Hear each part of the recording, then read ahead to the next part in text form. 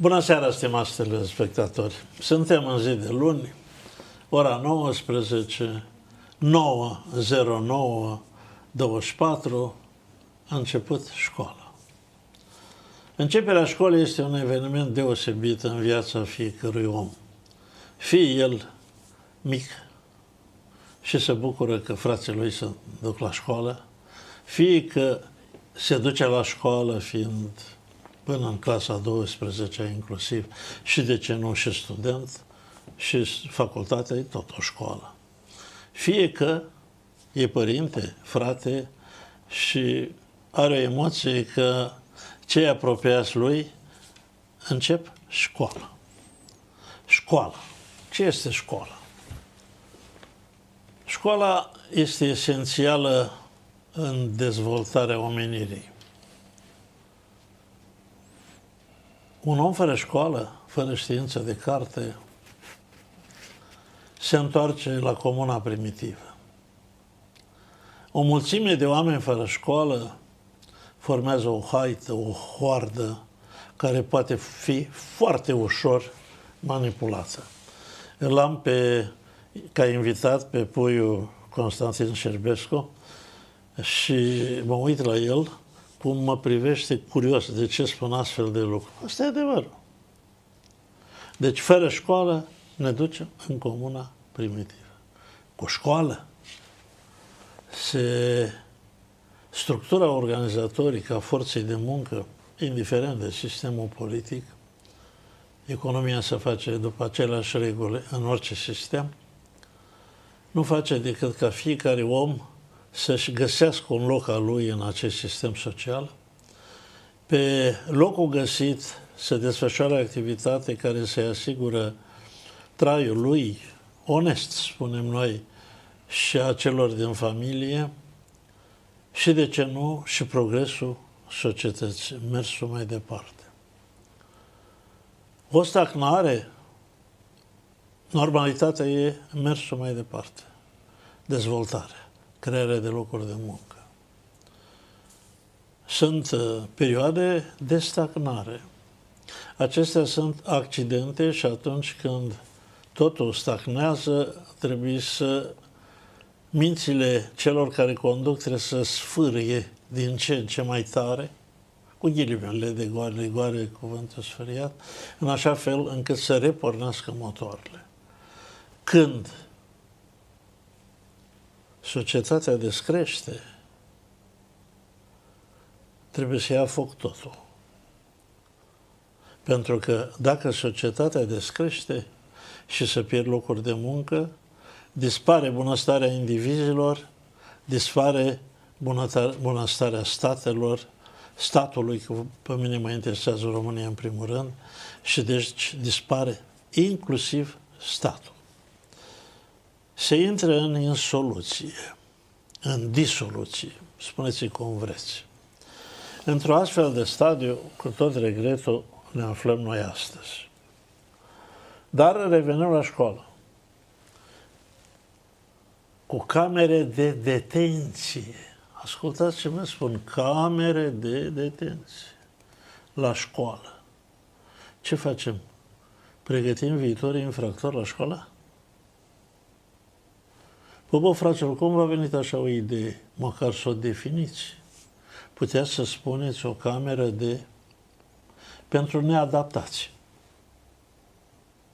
Nu de detenție. Detenția este în penitenciar. În altă parte nu este. Nu poți să spui că ai detenții pe pix. Nu, am posesie pe pix. Deci detenția înseamnă ceva rău, înseamnă o privare de libertate, înseamnă niște restricții, drepte sau nedrepte, că la detenție nu faci tu ce vrei. Faci doar ce ți se ordonă. Vreți să pregătiți copiii pentru pușcării? Cred că este o greșeală. Reparați-o. Haideți să vă spun cum era pe vremea mea când eram elev. Credeți că atunci nu erau copii neastâmpărați? Da. Făcea boroboață, îl lua dirigentele de urechi și îl ducea la director și directorul hotăra 3 zile ești matriculat. Dar ce înseamnă asta? Erai în clasa 6, te lua de mânuță și te ducea la clasa 1. De ce? Ca acei copii mici cărora li se spune că Popescu Gheorghe, elev în clasa 7, a făcut următoarea borobață. Nu știu care, o borobață, nu știu. Și a fost exmatriculat. Pedeapsa este să stea cu voi în clasă 3 zile, nu acasă, nu pe gheață, nu pe terenul de fotbal. Stea cu voi în clasă 3 zile, iar voi să luați pildă că dacă veți face ca el, veți ajunge și voi la clasa 1, ca copiii aia mici, cum sunteți voi, să puteți râde de el, sau chiar dacă nu râdeți, în mintea voastră să știe că nu sunteți de acord cu el și că are aprobiu vostru. Este o variantă. Găsiți. Ați vrut să fiți șefi, ați vrut să conduceți. Găsiți soluții. De-aia stați acolo. Nu puteți? Dați-i drumul mai repede. Vine valul din urmă și vă rade pe tot, vă spun eu. Elevul. Forța de muncă viitoare. De bine de rău, avem un sistem de învățământ cât de cât bun. L-au stricat nemernice de până acum cât au putut, dar tot a mai rămas câte ceva din el.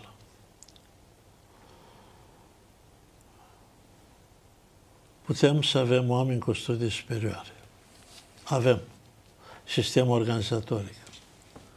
Depinde dacă vrei să te duci la curs, depinde dacă vrei să citești notițele, depinde dacă vrei să te duci la bibliotecă, să- și completezi notițele cu ce n-ai înțeles la curs.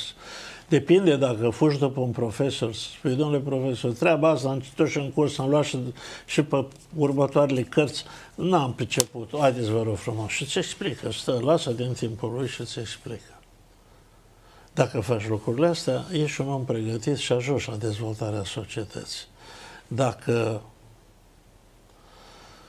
ești unul din așa zisi analfabeti funcționari, că eu am văzut și cu studii superioare, era la facultate tot analfabet funcționar, nu știa să scrie o cerere. N-ai ce căuta acolo. Dar ne ducem mai jos. Nu toată lumea are capacitatea de a deveni profesor, doctor într-un viitor academician. Vorba lui Napoleon. În raneța fiecărui soldat este un baston de mareșal. Asta fiecare tindea la așa ceva. Și pentru cei care nu au capacitatea de a ajunge la vârf, există posibilitatea, mai ales atunci când au talent și obligatoriu să aibă și puțin talent, puțină mână, cum se spune, să faci o școală profesională, să faci un liceu tehnic, să faci ceva cu care să satisfaci o nevoie a societății în așa fel încât să poți fi stimat la fel ca și profesorul, ca și medicul, ca și alte categorii sociale. Grigore Moesil, un mare om de matematică, academician, spunea: să vă ferească Dumnezeu de o lume formată doar din academicieni. Ar însemna să mirosim toți, că nu avem cum să ne spălăm, să inundăm toate casele, că nu avem un instalator, să înfundăm tot ce se poate mai rău, pentru că viața asta pe care o ducem trebuie întreținută, dusă. Dar nu vreau să monopolizez această discuție, această emisiune, ci vreau să doresc din tot sufletul copiilor și tuturor celor care au început un an școlar, începând de la grădiniță, elevi, studenți, profesori, să le urez un an bun și plin de satisfacții. După cum vă spuneam, azi l-am ca invitat pe puiul Constantin Șerbescu, o cunoștință deja de-a dumneavoastră, căruia nu fugea de televiziune, dar avea un trac așa la televiziune. Acum vreo 2, 3, o lună de zile, nu știu, l-am invitat. După emisiune l-am întrebat cum e. Bine, mai emoții? Oricând o să am emoții, dar am atâtea emoții încât să mă oblige să mă concentrez și nu cumva să nu spun ceea ce nu trebuie. Puiu, fiind o zi deosebită, spune-le și tu câteva vorbe speranțelor noastre. Mai spunea HD-ul că noi trăim și trebuie să trăim numai în viitor, pentru că prezentul și trecutul nu mai poate fi întors. Puiu Constantin Șerbescu. Ai cuvântul. Domnule, dați-mi voie să vă mulțumesc din nou pentru invitația onorantă pe care mi-ați făcut de a participa la această emisiune. Să-i salut pe toți cei care o urmăresc. Să vă spun că v-am mințit atunci când v-am spus că mi-a dispărut tracul. Nu, cred că oricine intră într-un studio de televiziune, mai ales la o televiziune de rangul TLM-ului, are acest trac. Revenind la subiectul discuției noastre, astăzi, venind spre emisiune, am trecut printr-un oraș supraaglomerat, dar un oraș în care sesizam la fiecare colț de stradă, la fiecare intersecție, prin apropierea școlilor, o emoție și o emulație extraordinară, atât a părinților cât și a elevilor. Și mă gândeam cât de mult îmi lipsește mie. Ai văzut copii frumoși și părinți frumoși. Am văzut copii frumoși și părinți frumoși și mă gândeam cât de mult îmi lipsește mie, pentru că și eu am avut o lungă perioadă în care încercam aceste sentimente extraordinare atunci când îmi lăsam copilul la poarta școlii sau o instituție de învățământ. Știți ce n-am observat? N-am observat niciun copil care să plângă și care să refuze intrarea în școală. Și m-am uitat chiar cu atenție. De exemplu, am trecut pe lângă. Lucrul ăsta denotă faptul că probabil că și sistemul de învățământ actual este un pic mai atractiv decât cel de pe vremea noastră. Acum, dumneavoastră, sunt convins că veți comenta spusele mele, dar probabil că dacă veți sta să vă uitați atent pe stradă, veți constata că am dreptate. Ce să le urez? Să le urez tuturor copiilor, părinților, dascălilor, un an plin de reușite și îndeplinirea tuturor dorințelor din punct de vedere profesional și școlar. Pentru că baza ne este în cei care astăzi sunt pe băncile școlii, dar deopotrivă speranța ne este în dascăli. Pentru că fără ei generația de mâine nu poate fi așezată pe drumul corect. Ce să vă spun? Ați spus că învățământul nostru românesc în această perioadă pe care o traversăm este unul căzut la pământ.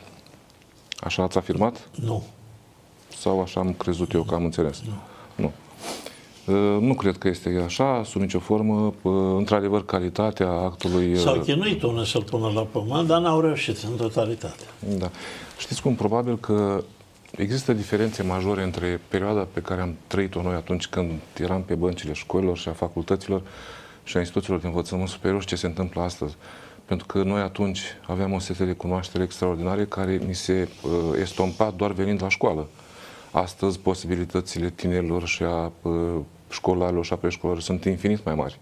Informațiile se iau...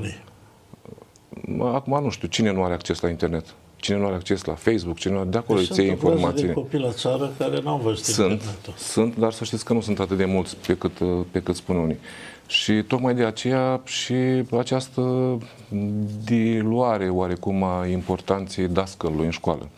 Pentru că, știți cum, copilul vine aproape cu lecția învățată pe jumătate la școală și tocmai de aceea și actul pedagogic în sine, pe unii îl pot considera ca fiind unul mai superficial decât pe vremea noastră. Nu, cred că este așa. Referitor la învățământ, ceea ce se întâmplă acum, probabil că este și rezultanta unor ani, celor 34 de ani post-revoluționari în care s-au succedat, așa cum spuneați dumneavoastră prea bine, s-au succedat o serie de personaje la conducerea Ministerului Învățământului care și-au aplicat, din păcate, fiecare reforma lui și am asistat la un șir net interminabil, parcă, de reforme, unele mai structurale ca celelalte și lucrurile acestea nu au fost acceptate așa cum sperau aceștia atât de către elevi cât și de către dascăli. Dacă e să ne întoarcem la vremuri de demult, mi-amintesc că am deținut la un moment dat și calitatea de pionieri în ceea ce înseamnă învățământ la nivel european pe reforma lui Cuza din 64, care a definit clar învățământul primar, secundar și superior. Știți că acea reformă, bine, eu cred, părerea mea, că s-a învârtit mai mult în jurul primului palier, adică celui de învățământ primar, unde s-a instituit obligativitatea urmării acestuia și s-au stabilit și sancțiuni pentru cei care nu își dădeau și copiii la școală. Știți că existau amenzi foarte mari și tocmai de aceea a început un proces de alfabetizare, între ghilimele, a populației extraordinar, care nu știu dacă s-a mai întâmplat vreodată în perioada imediat premergătoare. Dar ulterior, gândiți-vă că au mai fost reforme. Deci fiecare reformă, nu suntem... Pe aceste reforme au început la sfârșitul secolului XIX și începutul secolului 20, pe vremea lui Spiro Haret. Spiro Haret a fost ulterior lui Cuza, pentru că cele două legi ale sale, legea învățământului primar și clasic, ceva în genul ăsta, a fost în 1898, dacă nu mi-am duc aminte. Dar ulterior, știți că... Da, nu, în 1899 a fost legea învățământului profesional, care era o lege extrem de importantă și o lege care ne interesează pe toți și acum. Dar de asta vă spun că, știți, până la urmă, dacă ne uităm în istorie, ciclicitatea asta a reformelor a fost una... Și apoi reforma din 49, nu? Comunistă. Asta e... Păi atunci a fost o revoluție, când s-au desfințat învățământul confesional, învățământul privat, da? Și au rămas... Bun, Spiro Haret de acolo pleacă, de la 1898. 1898. Eu cred totuși că legea instrucțiunii publice a lui Cuza, aia a fost legea care a... Știți că atunci s-au stabilit cele trei, prin învățământul primar 4 ani, învățământul secundar 7 și învățământul universitar 3 ani. Ăla a fost începutul și ăla cred că a fost documentul care a pus bazele învățământului modern românesc, care a dat atâtea valori de-a lungul vremii. Păi și perioada în care au început construcția de grădinițe, da. Și așa mai departe, de școli și așa. Știți că învățământul obligatoriu ne-a plasat pe noi în fața unor țări cu tradiție puternică culturală, precum Anglia, Franța, Italia. La ei încă nu exista, când Cuza reforma acest sistem de întregul său. Apropo, văd că vă place cuvântul a reforma, reformator. Câteodată. Aveți legătură cu ceva, cu vreo reformă? Nu, să știți că... Să vă aduc eu aminte, dacă nu aveți. Spuneți de ce rezultate ați obținut cu reforma începută în PSD, partid pe care, municipal, organizația municipală pe care ați condus-o o bucată de vreme. Domnul Dobre. Nu, discuția este începută mai de mult, a trecut o perioadă de timp și ca bun obicei, ca cineva care se ocupă, începe să facă ceva, să mai raporteze din ce a făcut. Asta e scopul întrebării. Eram obișnuit cu dumneavoastră ca să o dăm pe politică pură la sfârșitul emisiunii. Face parte din viață. Sunteți nerăbdător astăzi. Și, nu. Și astăzi este cea mai mare problemă, pentru că la stadiul în care ne aflăm, actuala clasă politică trebuie să dispară. La starea în care ne aflăm. Putem fi așa radicali. Nu avem altă soluție. Să știi că când intră caria în lemn, nu poți decât să o bași pe focul totul. Eu sunt mai puțin radical ca dumneavoastră. Da, eu nu sunt radical. Eu spun un cuvânt. Când intră caria în lemn, nu poți să stârbești, să o eradichezi cu ceva, decât băgând lemnul pe foc.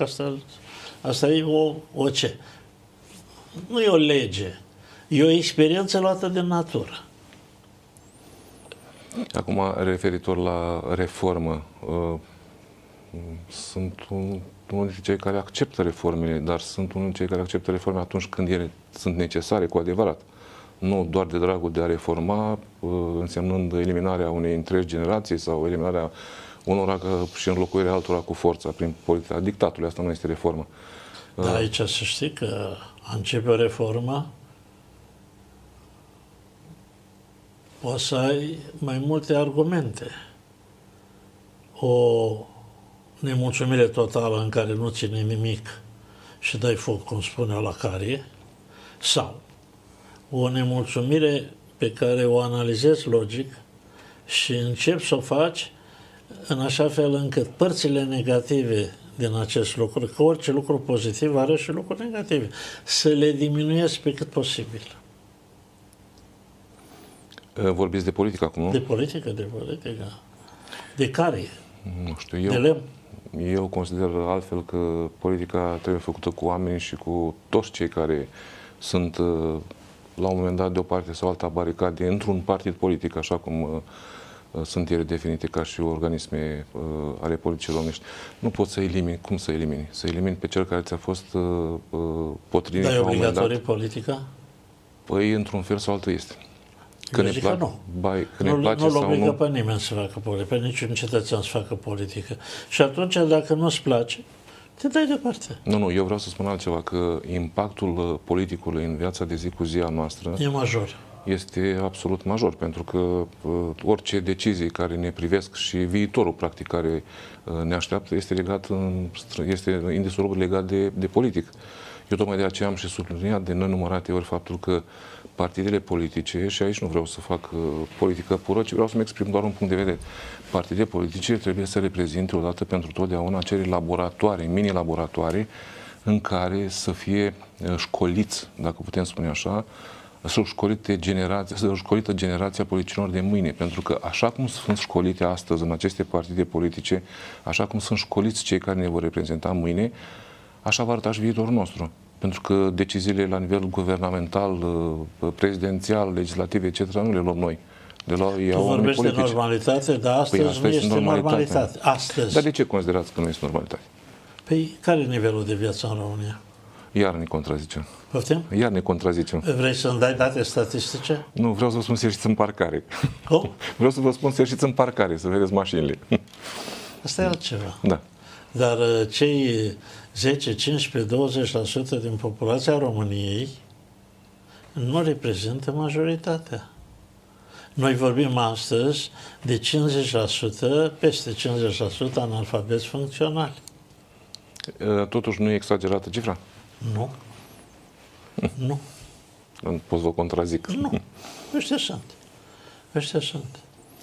Domnul Dobre, și spune-mi, te rog, cum un om fără carte poate să aibă pretenția să facă politic? pe cum a făcut Moș în roată. Moș în roată, da? Prin înțelepciune. Puterea crește și dușmanul nu spune. Prin înțelepciune. Doar ne adunăm atâta. Da. Punem mâna pe gheoagă și mergem mai departe. Da, bun, da, acum avem calculatoare, e cu tot. Avem mașini de care le spui, nu mai avem bâte. Da. Revin și spun că ne place sau nu, politicul își pune amprenta în mod determinant asupra vieții noastre de zi cu zi. Și tocmai de aceea eu și sunt unul dintre cei care urmăresc cu mare atenție tot ce se întâmplă în acest segment al societății românești, pentru că, până la urmă, am și eu copii și mă interesează în ce condiții vor trăi aceștia în viitor. Da, este adevărat. În concluzie, le dorim succes la școală tuturor care au început. Le-am dorit tuturor. Cadrul didactic, dascălor, elevilor, copiilor, studenților, tuturor celor care sunt îngrenați. Le ținem pumnii, da. Rezultatele să fie din ce în ce mai bune și ei sunt speranța noastră de viitor. La cât de frumos sunt ei, așa să le fie și rezultatele. Și pentru că am închis o discuție, publicitate, o să te provoc imediat după pauză cu discuția pensiilor, ca să demonstrăm celor care ne ascult cum bunele intenții sau drumul spre iad este pavat cu bune intenții. Și până atunci să luăm o pauză. Pauză de publicitate.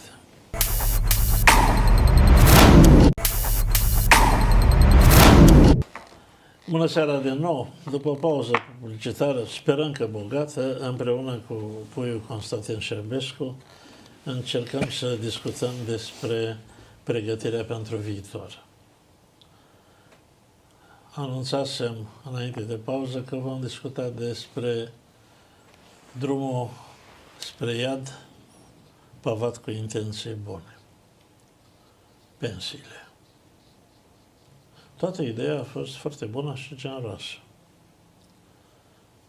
Nu vreau să lungesc povestea prea mult, cu toate că merită zile întregi, numai să ajungă pe calea cea bună. Pensia. Cetățeanul cât este activ, dă bani la stat. Vrând nevrând, statul ia 25% pe care îi strânge. După niște reguli bine stabilite, tot de stat, de Parlament, că e prin lege, și statul poate da, legifera în anumite limite, când îndeplinește condițiile, are dreptul la restituirea unei părți din banii cu care a contribuit. Contribuția fiind principalul criteriu de acordare a mărimii pensiei. Ce s-a făcut? Din prea multă filozofie, din amestec a tuturor nepricepuților, printre pricepuți. Numai că, din nefericire, cum e astăzi, nepricepuți au gura mai mare decât pricepuți. Și atunci pricepuții care au defecte să mai aibă și bun simț, tac din gură, îi acoperă cei fără bun simț. S-au făcut o sumedenie de greșeli. Real, pensiile s-au mărit. Nu s-a mărit la toată lumea pentru că mulți nu îndeplineau acele condiții tehnice de pensie. Sau, aici e grav pentru cei care au elaborat legea, această lege riscă să devină neconstituțională. Nu poți, legea civilă reacționează numai pentru viitor. Orice lege civilă, pensia fiind lege civilă, nu poți să o aplici din urmă. O aplici din ziua în care apare în monitorul oficial, dacă nu scrie altfel în finalul ei. Și cu asta punct. Repar ce este, în urmă nu mă amestec. De ce ați dat voi unor nepricepuți să-și bage coada și de fapt suferă alții cu imaginea care au avut intenții bune? De ce?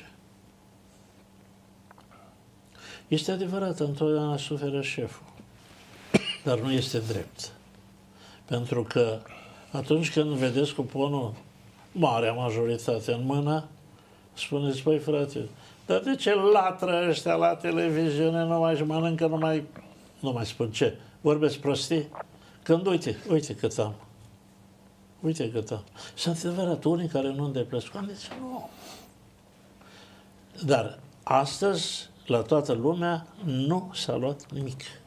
Nu s-a luat nimic. Dar nu mai veniți cu reglementări din urmă. Că v-ați dat foc la valiză. Și cu asta, ce putem spune? Te rog frumos, comentează treaba asta, pentru că stai printre oameni, la fel de mult ca și mine, poate mai mult, poate mai puțin, nu știu, o stare de nemulțumire există. Cel care e nemulțumit are o nemulțumire, pentru că banii, ăsta e adevărul, banii nu-i ajung. Dar asta nu înseamnă că nu-i ajung pentru că i-a luat cineva din pensie. Că nu îndeplinește condițiile de pensie, el și știe foarte bine.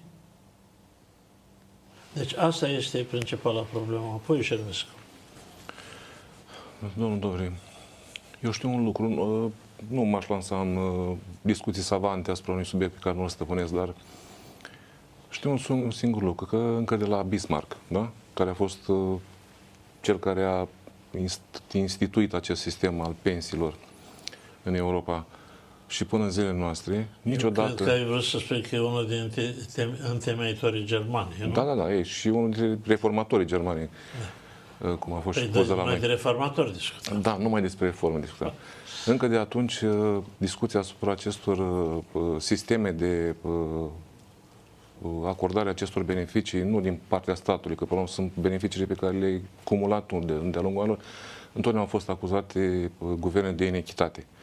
Și întotdeauna cei care au promovat astfel de legi au fost susceptibili de a fi oarecum subiectivi, știți? Păi inechitatea este obiectivă. Păi este normal, este obiectivă inechitatea, așa e. În caz special la noi în țară, în care raportul dintre salariat și pensionar este de 10 la 8, da?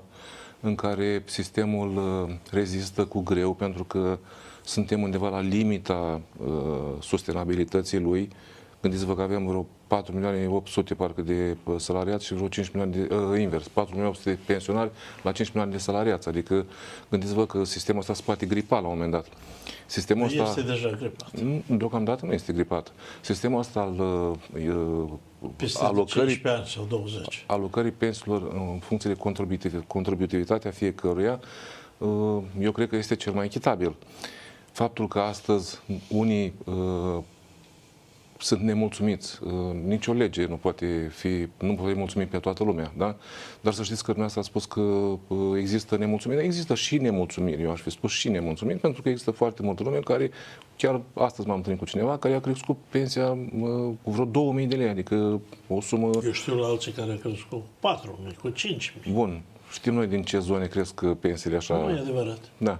Așa pensie este. contributivă, pensie pe bun. Păi de ce n-ați dat și exemplul ăsta și l-ați dat numai pe la negativ în care sunt nemulțumiți? Sunt nemulțumiți. Am spus că au crescut. Da, sunt nemulțumiri ca peste tot, dar încă o dată spun, aceste...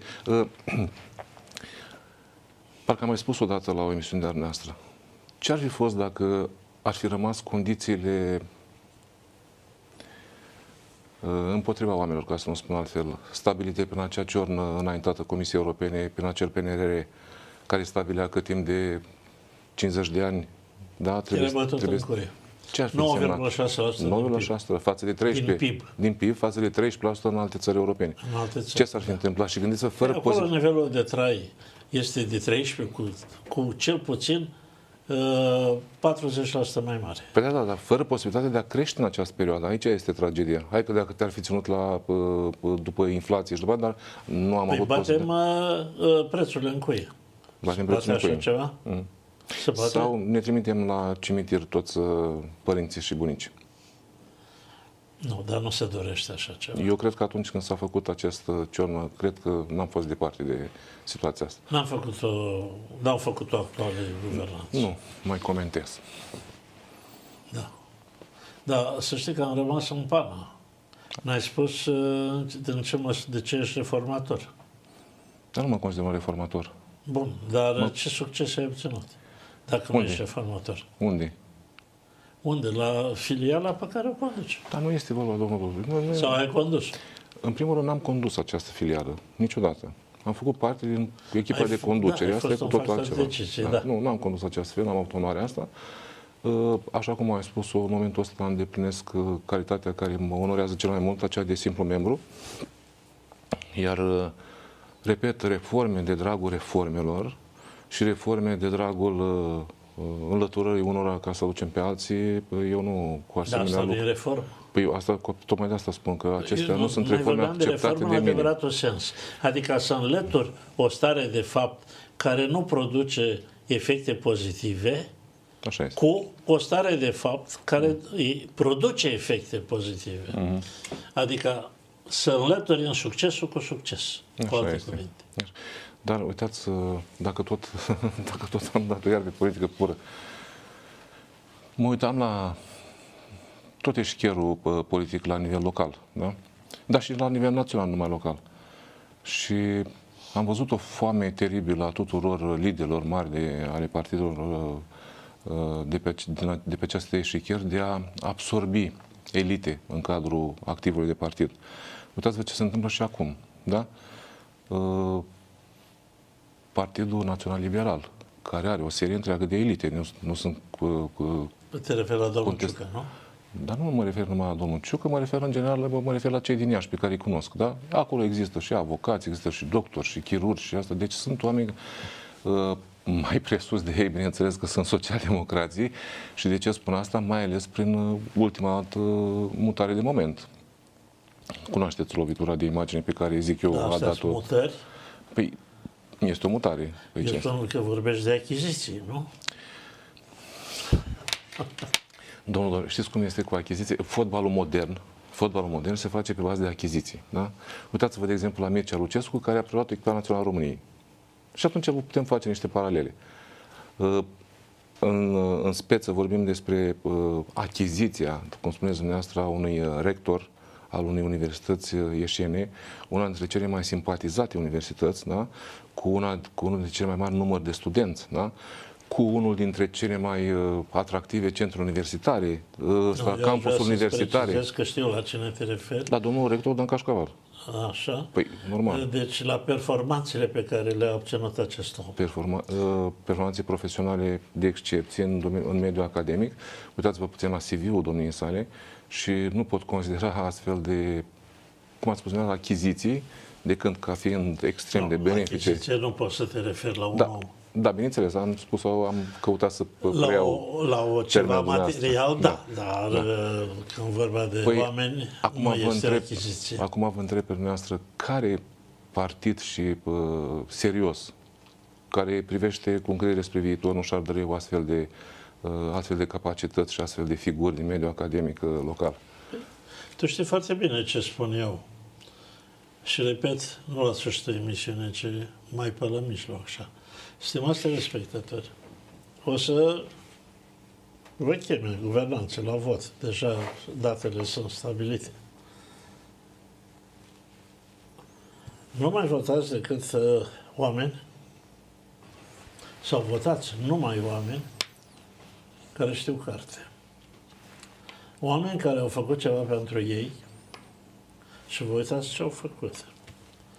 Oameni care vor să facă și pentru dumneavoastră. Și mai presus de orice, să țină cu țara. Peste votații. În rest, nu.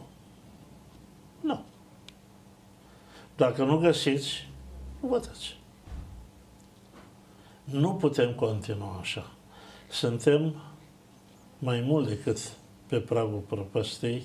Eu mă refer la macroeconomie, mă refer la posibilitatea de a trăi mai bine. Nu putem trăi, cum aud unii care spun creșterea economică, pe ce? Pe împrumut? Pe datorie? Asta nu e creștere economică. Creșterea economică e atunci când am 100 de lei, o investesc, fac ceva și când trag linie la urmă, îmi mai rămân și mie 10 lei. Asta e idealul. Asta e creșterea economică. La o investiție de 100 de lei să-ți mai rămâne și 10%. E foarte bine 10%. Dacă le rămâne 500%, luați-i, duceți-i, plimbați-i cu duba. Nu se poate. Aia nu e corectă. Deci, creștere economică sănătoasă prin muncă. Plus valoarea o creează munca, o creează forța de muncă. Și în felul ăsta, încet, într-un an, în 2, în 3, în 4, în 5, poate în 10, o să ieșim din nou deasupra apei. Acum suntem la subteran, dar puternic la subteran. Asta este realitatea. Uitați-vă la cine spuneai, domnul care a venit la noi. Domnul rector. Poftim? Domnul rector. Spune numele că nu ți-e rușine. Domnul rector la Institutul Politehnic Iași. Din alte motive. Toate calitățile astea le are cu vârf și îndesat. Și pe deasupra, eu îl cunosc, nu e extraordinar de bine, dar îl cunosc, este și un om de ținută. Da, alți oameni de valoare care... Dar de ce nu spui că filiala a fost deschisă? De ce nu spui s-a înscris pentru onoratele posturi cu salarii mari?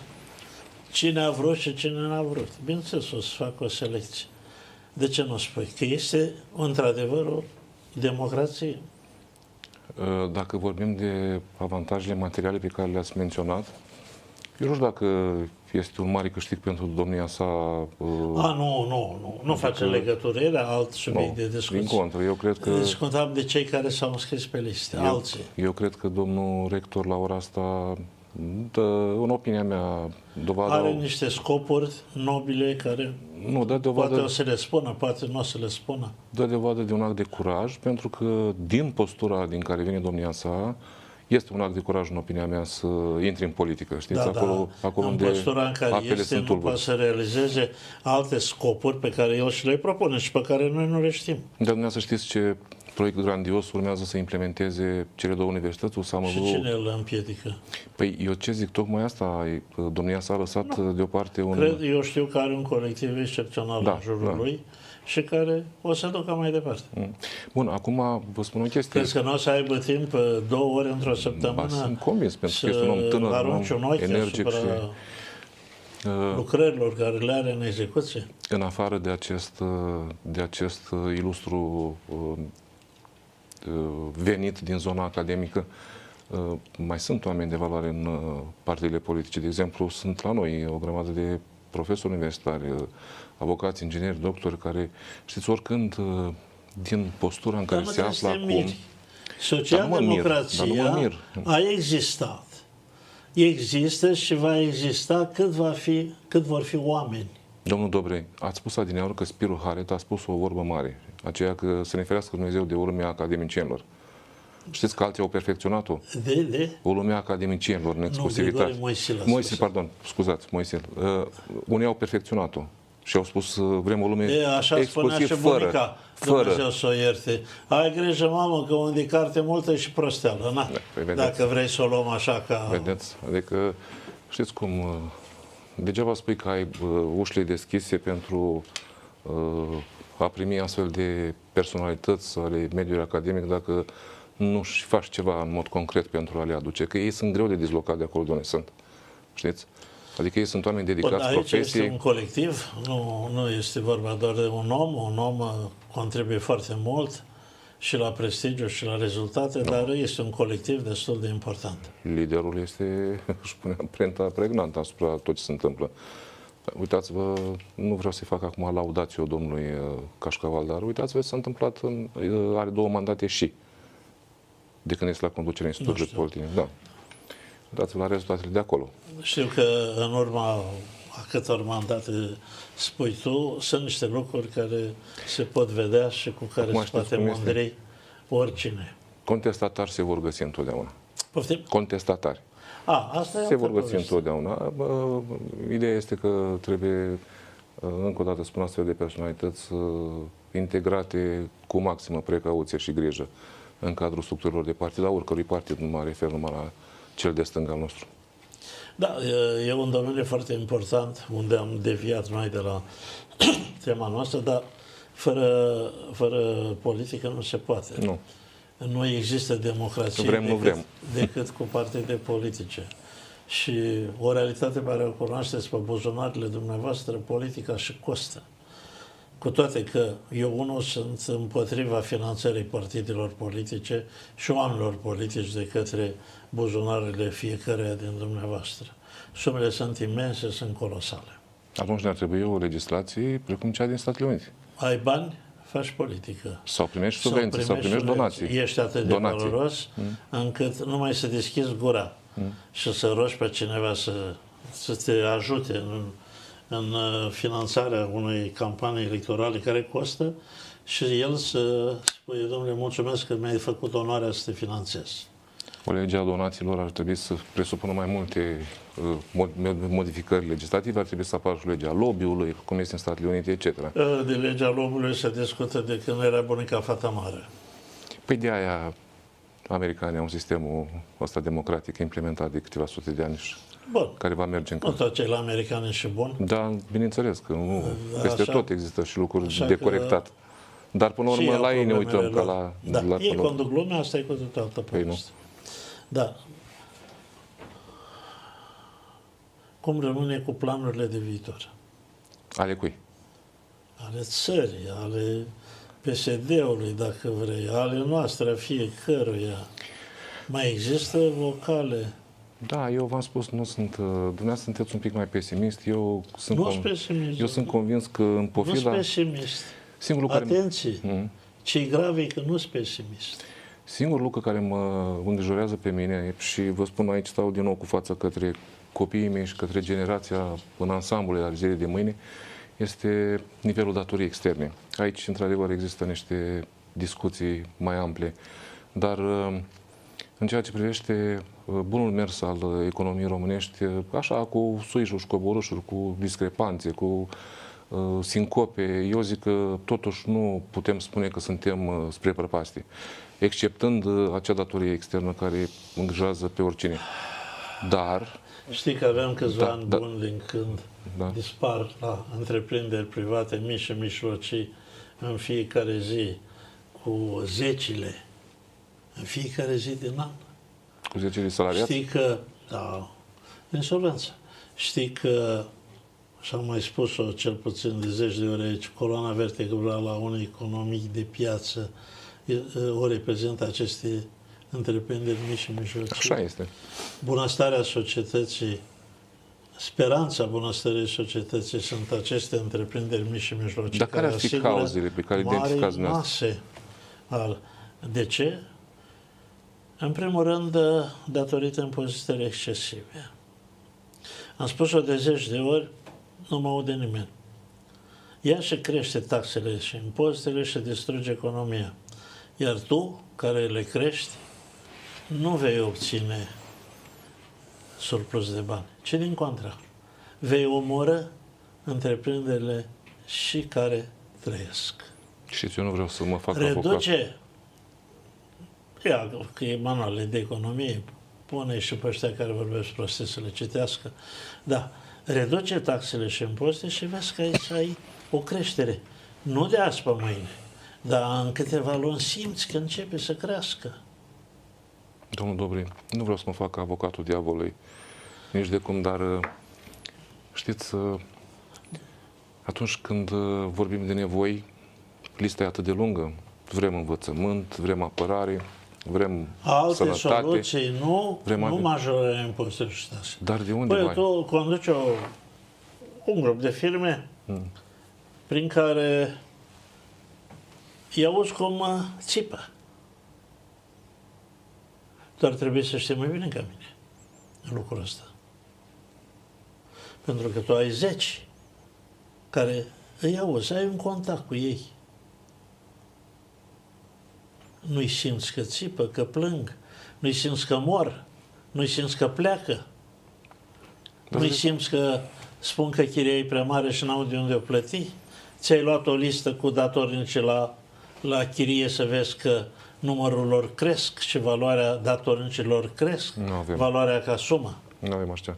N-ai așa. Dar să știți că nu... Ești un om fericit.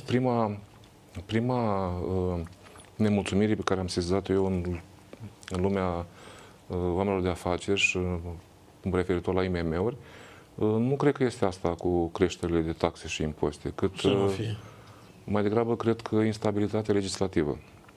Predictibilitatea legislativă este o dorință a mediului de afaceri de foarte mulți ani. Și trebuie. Nu poți să-ți faci un plan de afaceri fără să știi evoluția legilor, că altfel nu stă omul. Măcar pe 5 ani să ai o predictibilitate legislativă pe care să-ți faci un plan de afaceri. Păi, emisiunea asta are și de efecte, să termină repede. Toate că 50 de minute e suficient. Te rog frumos, o concluzie despre tineretul nostru, despre faptul că ei sunt viitorul țării și dacă tu vezi, după discuția noastră, tot în roz sau tot în gri, cum văd eu. Știți, nu vreau să o dau în demagogie pură, să rostesc cuvinte mari aici. Eu vă spun un singur lucru. Am mare încredere în tineretul zilei de astăzi. Mare încredere și totul îl văd în roz, pentru că, știți, românul are un obicei bun românesc, acela de a scoate mereu în evidență doar părțile negative dintr-o societate, dintr-un domeniu de activitate, etc. Poate că și nivelul nu se mai ridică la nivelul anilor precedenți. Dar a spune că în momentul ăsta nu mai avem dascăli de evaluare, că nu mai avem copii așa cum au fost, nu cred. Astea sunt chestiuni care țin mai mult de un pesimism exagerat. Eu sunt convins că generația zilei de mâine ei sunt într-un teribil proces de adaptare continuă, înțelegeți? Uitați-vă ce se întâmplă și cu inteligența artificială. Păi, în momentul ăsta mai există vreun părinte care poate spune cu predictibilitatea pe care o aveam și noi în anii de demult, care poate orienta și canaliza copilul către un anumit domeniu. Asta se întâmplă în domeniul IT, care până mai ieri era profitabil și era un domeniu care era căutat de mai toți. În momentul ăsta nu prea mai Piața reglează. Pe piața reglează, vedeți, dar așa o cavalcadă, asistăm la așa niște schimbări teribile de azi pe mâine, efectiv, adică nu mai sunt vremurile de altă dată când schimbările se făceau în ani, acum se fac în luni. Da. Mulțumesc. Eu vă mulțumesc. Stimați telespectatori, vă mulțumesc. Ca de obicei vă doresc multă sănătate, că e mai bună decât toate. Trăiască România!